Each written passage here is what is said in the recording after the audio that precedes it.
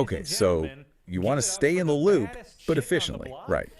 That's what we do here. Exactly. Today we're going to do a deep dive into the upcoming Saturday Night Live episode. That's the one on May 3rd. Right. We've got the details you sent over, who's hosting, the music, some season highlights. Yep, and our mission, basically, is to pull out the stuff that's actually interesting, the need-to-know bits about this episode, and sort of the bigger picture of the season. Let's get into it. Cut through the noise.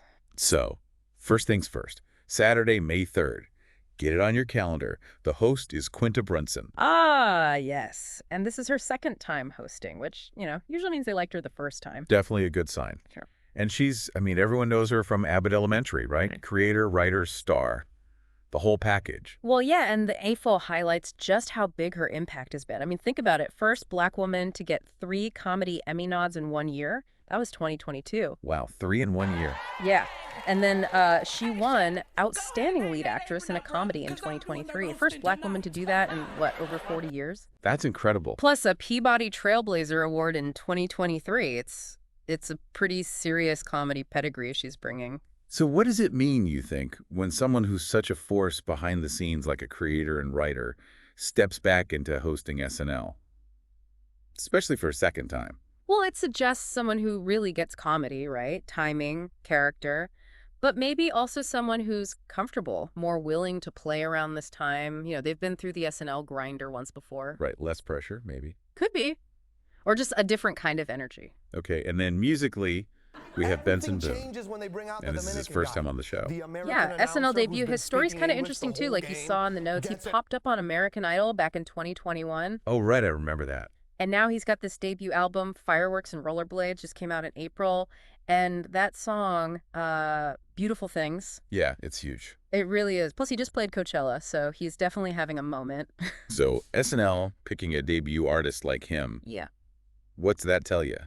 Where are they looking for music guests now? It feels like they're really tapping into what's buzzing online, Streaming hits, artists connecting with younger audiences. It's a smart way to stay current, pull in different viewers. Makes sense. Okay, so let's give a little context here.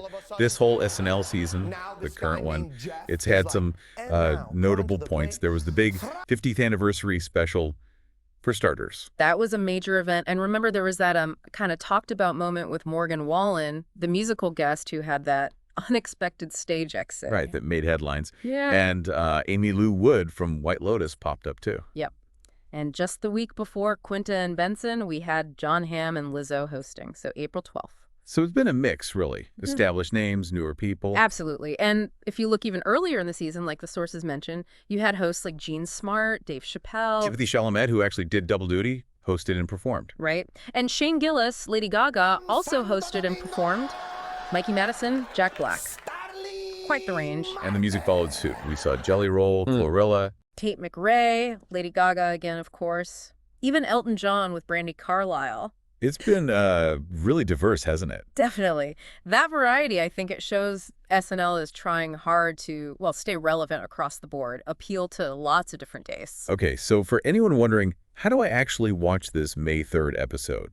Good question. It's live on NBC, Saturday night, 11:30 p.m. Eastern, standard SNL time. And you can stream it live if you have Peacock Premium. Right. And if you miss it live, no problem. It'll be up the next day, so Sunday on the regular Peacock tier or on Hulu. Plus, the live TV streaming services like Hulu plus Live TV will have it too. So plenty of options there. Pretty easy to find. Okay, so let's wrap this up. The key takeaways for this May 3rd SNL. You got Quinta Brunson, super accomplished comedian, creator, back for her second hosting gig. Paired with Benson Boone, who's really blowing up right now, making his SNL music debut. And this is all happening in a season that's already given us a real mix of talent and some water cooler moments. Exactly. It sets the stage nicely. So maybe here's something to chew on as you head into watching it. Quinta's got proven comedy chops. Benson's got this huge rising popularity. What kind of unique vibe or maybe memorable sketches could that specific combination spark? That's a great question. The chemistry could be interesting. Yeah, and thinking bigger picture, with the mix of hosts and guests we've seen all season, established stars, newer faces, online sensations, what does picking this pair, Quinta and Benson, tell us about where SNL might be heading? How it's continuing to adapt, something to think about. Welcome to the Deep Dive. Today we're looking at that recent SNL situation. Right, the parody of Amy Lou Wood's character Chelsea from The White Lotus. Exactly. You flagged it, and we've got details on her reaction. Bowen Yang stepping in. It's quite revealing. It really is. It sort of pulls back the curtain on comedy, satire, and, well, the people involved. So our mission here is to unpack this, understand the parody itself, the reactions, and what it says about, the line between funny and maybe not so funny. Let's get into it. Okay, so the sketch. It aired April 13th. Sarah Sherman from SNL played Chelsea. And a big part of the portrayal was exaggerating her mannerisms and the teeth. She wore fake teeth. Yeah, very noticeable fake teeth. And that seems to be where some of the friction started. Definitely. Amy Lou Wood went on Instagram pretty quickly afterwards. What did she say? I remember seeing it was quite direct. It was. She called the parody mean and unfunny, which is, strong language. Strong words. Did she elaborate on why? Yeah, she did. She said, look, she generally likes parody. She can take a joke, but only if it's clever, if it's in good spirits. Okay, so what was the issue here then? Her point was that the joke seemed to be just about, fluoride and her having big gap teeth, not bad teeth, or something actually related to the character's flaws or the show's themes. So targeting a physical trait rather than the performance or character. That's how she felt, yeah.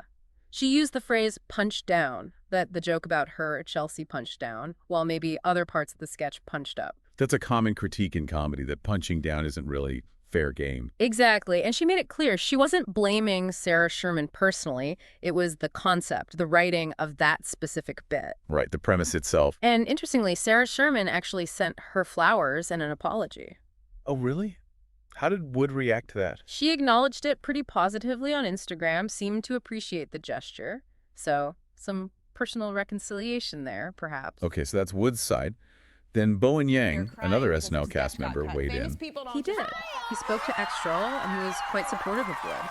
Said her reaction was completely valid. That's significant, coming from inside SNL. Very. He talked about how parody can sometimes make people forget the human emotional cost.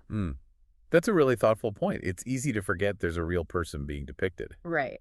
And he emphasized, everyone at SNL are huge fans of The White Lotus. They loved her performance. He called it water cooler television. So, we admire you. This wasn't meant maliciously. Pretty much. He said she should be so proud of her work. But he also framed her comments as a useful reminder. A reminder of what?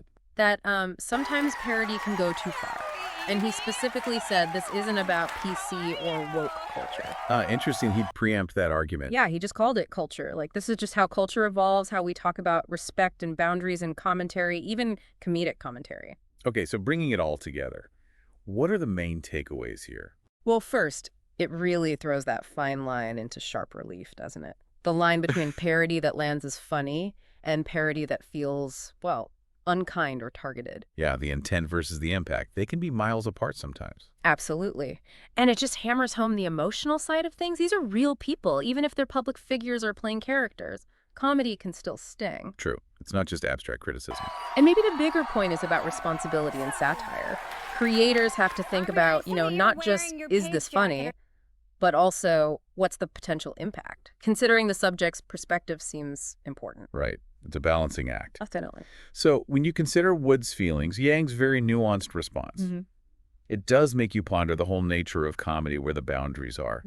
What does this tell us about that triangle between the performer, the character they create, and what we, the audience, expect from satire? It's complex. It shows that even within entertainment, these layers of human emotion and interpretation are always there, just under the surface. Yeah, it's a reminder that humor isn't created in a vacuum. There are real feelings involved. A fascinating case study, really.